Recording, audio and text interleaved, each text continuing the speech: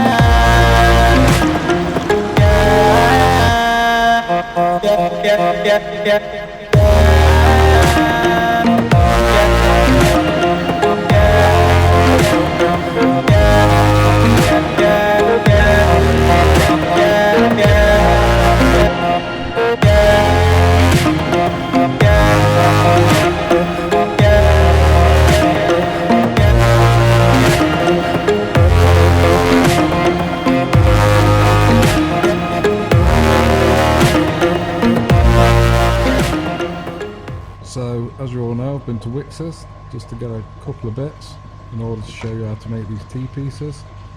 Got a piece of sample guttering here. Make it 70mm, 70mm, something like that.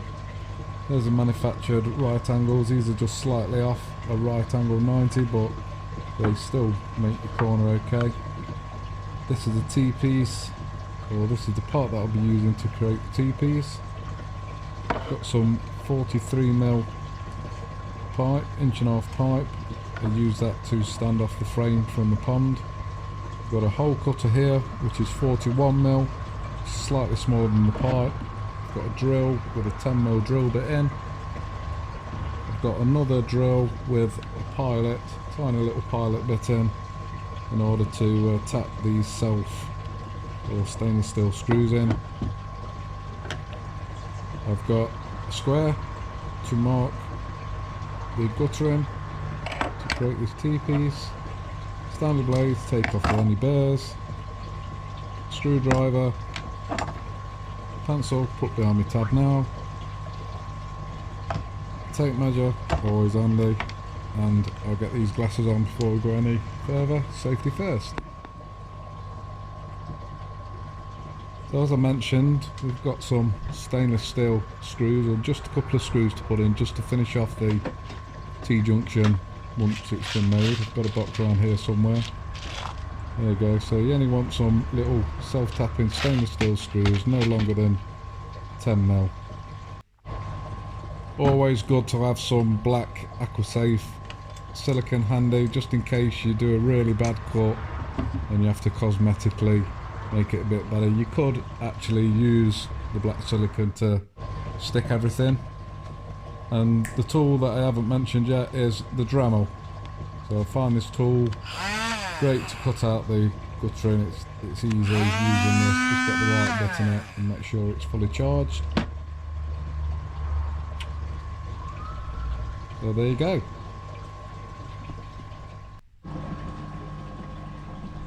So this is the piece, £1.87 I believe, and that's the line you're going to be working to, that line there.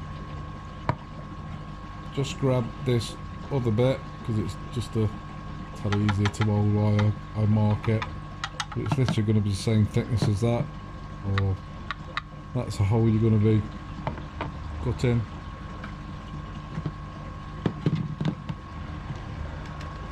So let's measure it across. I think it's like 68mm across, something like that. No, 58mm across, sorry, apologies. So just turn this piece round now and literally just mark the guttering, just to give you a general idea of where we need to be cutting out. You can always, you can never put back on. So start small, start carefully, get it more or less there, and then you'll have every chance to get this right. It's pretty easy to me. Rest of the people might find it a little difficult if you're not, just practical. So I'm just getting that measurement now, which is 58mm, I believe. We're using the set square, marking the 2 lines.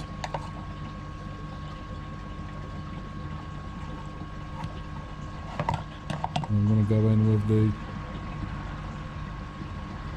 Dremel in a moment.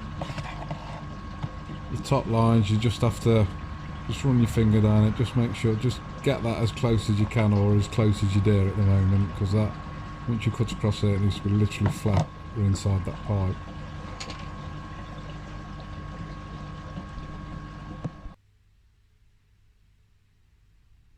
So just 4 steady cuts, making your square.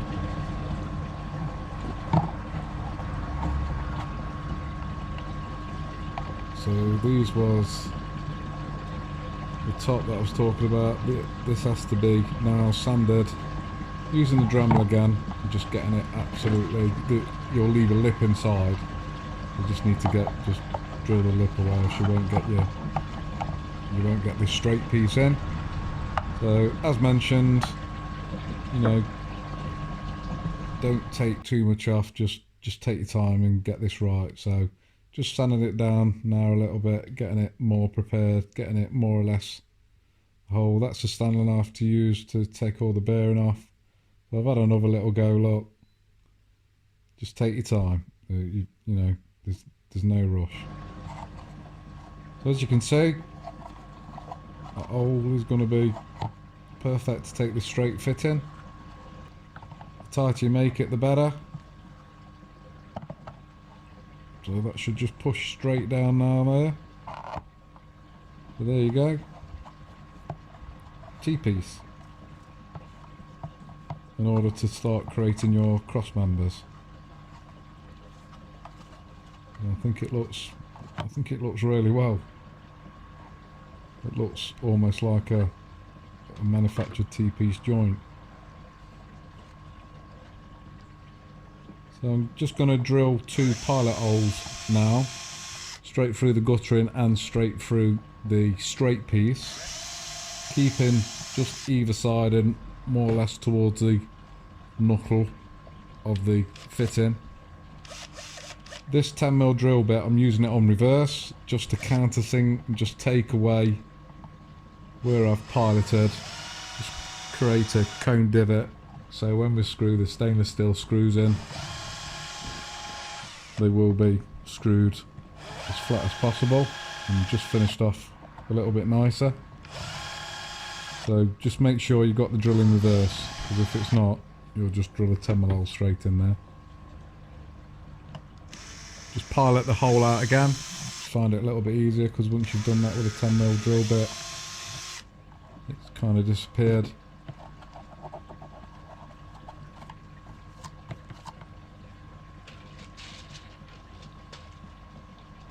So as I've shown you before, the stainless steel screws, just grab a couple of screws, don't need to be any longer than 10mm. So some dumpy stainless steel screws, got to be stainless, because if they're not, they'll just rust and corrode, and that's not what you want, because you're trying to build a frame here out of plastic, so it's easy to use, easy to manage, and not a wood that will mould, that will corrode. There's nothing wrong with wood, but you're going to be replacing it. It's as simple as that, really. probably last you a few seasons, but you're going to be replacing it. I just think the guttering is a better idea, or as good as idea as I can come up with regarding pond covers. Well, it's my solution anyway. So just screw these screws in now, and that just secures that fitting into the hole in the 4x4 piece of guttering that you've created. It just finishes off. As I mentioned, you could use some silicone and silicone this up, but I choose not to. Just like everything mechanical and just easy to take away again and take to bits.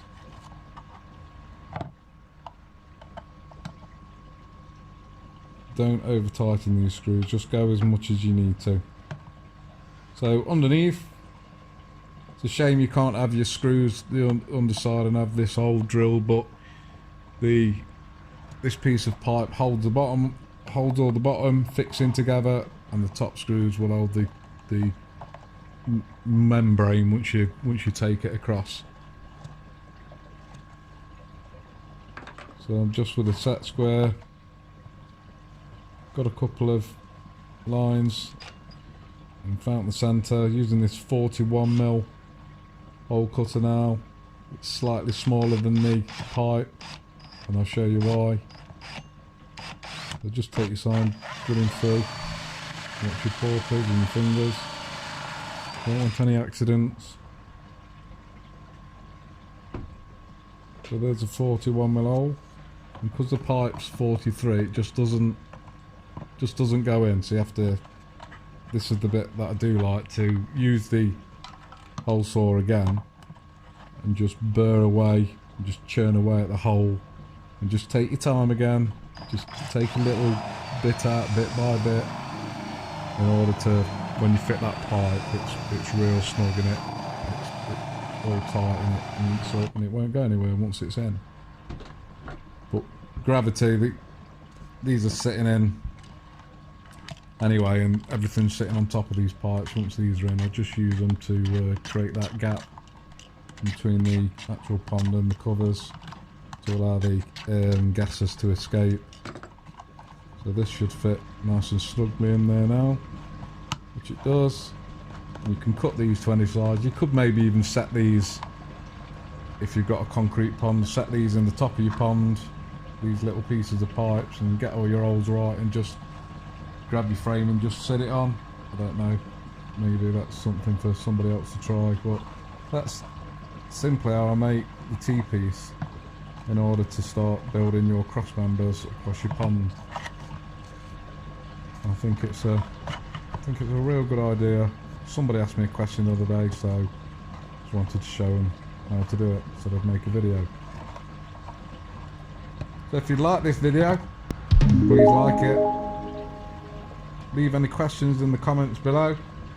And thanks for watching it always, and cheers for your time.